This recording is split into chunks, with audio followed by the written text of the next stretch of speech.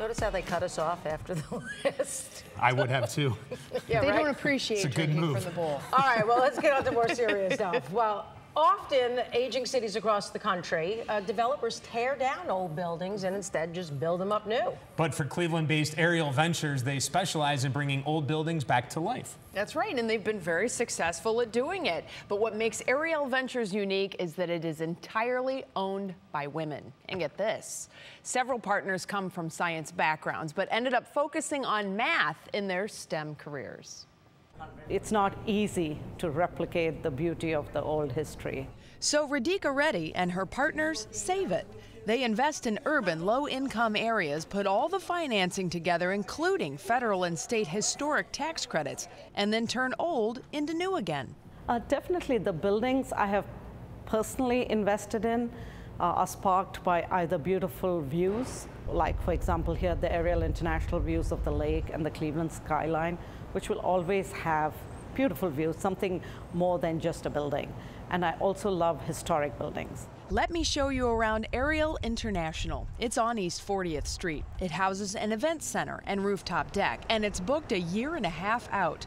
Several businesses now call this incubator home, and it also houses the only hologram theater in the country. And while it has all the modern amenities, the old is still there. Exposed beams, beautiful old brick, and original barn door. Things you can't replicate in new buildings. It would cost way too much. Another plus to rehabbing, it helps old neighborhoods come alive again. In Pearl Road, the building we rehabbed was kind of a centerpiece for the old Brooklyn neighborhood.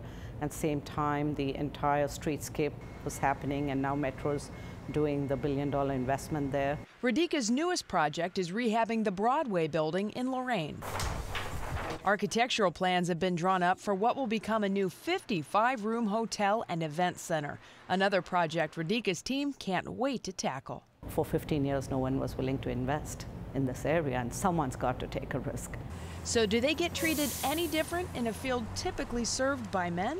No, people are surprised. Some think first it's like a sham, like somebody said that, hey, 100% women-owned business is coming. They said, oh, there must be some guy behind the business, you know.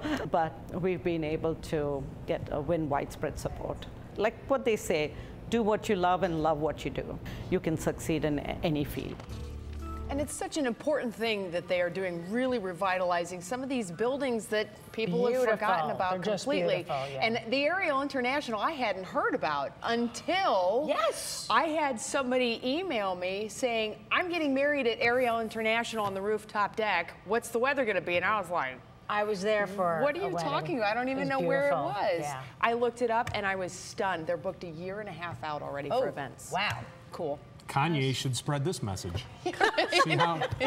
Maybe he'll have a soiree there. Next Rock and Roll Hall of Fame induction. Who knows, right? Right.